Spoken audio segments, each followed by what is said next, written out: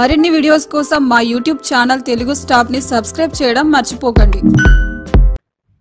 మహాభారతం, రామాయణం పుక్కటి పురాణాలు కాదని, వాటికి చారిత్రక ఆధారాలు ఉన్నాయని అనేక పరిశోధనల్లో బయటపడింది।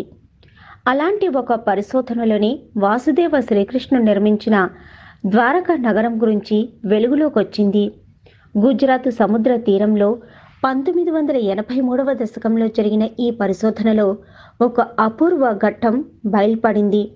పశ్చిమాన గోమతి నది వెళ్లే అరేబియా సముద్రంలో కలిసే చోట సముద్ర గర్భంలో ఒక మహానగరం బయటపడింది।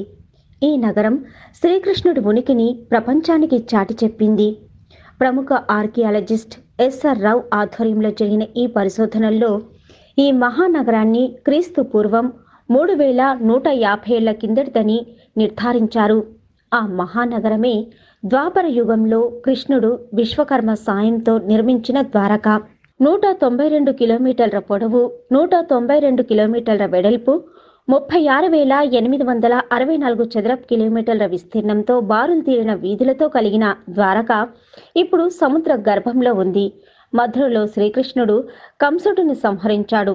దాంతో మగధరాజు జరాసంధుడు కాలాయవనుని సాయం తీసుకొని మధురపై అనేక సార్లు దాడికి దిగడంతో తనతో ఉన్న యాదవుల రక్షణ కోసం ఆయన గుజరాత్లోని సౌరాష్ట్ర తీర ప్రాంతానికి వెళ్తాడు। ఈ తీరంలోనే ఓ కోటను నిర్మించాడు। మహాభారతం, హరివంశ పురాణం, వాయు పురాణం, భాగవతం, స్కంద పురాణాల్లో ద్వారక క్షేత్రానికి సంబంధించిన అనేక వర్ణనలు మనకు కనిపిస్తాయి। ఈ ప్రదేశం అనర్థ సామ్రాజ్యంలో ఒక భాగం। ద్వారకా నగరాన్ని సామ్రాజ్యం అనే కంటే సంయుక్త రాజ్య సమాహారం అనడం సమంజసం। అంధకులు, వృష్ణులు, భోజులు ఈ రాజ్య సమాహారంలోని అంతర్భాగాలు। ద్వారకను పాలించిన యాదవులు దసరాస్ అంటారు। వీరిని మాధవులు అని కూడా పిలుస్తారు।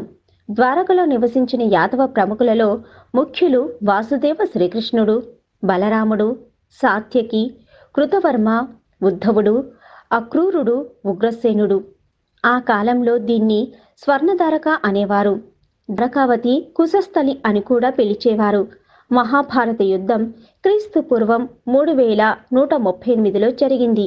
ఆ తర్వాత 36 సంవత్సరాల పాటు శ్రీకృష్ణుడు ద్వారకలో నివసించాడు। అనంతరం యాదవరాజులు పరస్పరం కలహించుకొని ఒకరినొకరు చంపుకున్నారు। ఆ తర్వాత వాసుదేవుడు దేహత్యాగం చేశాడు।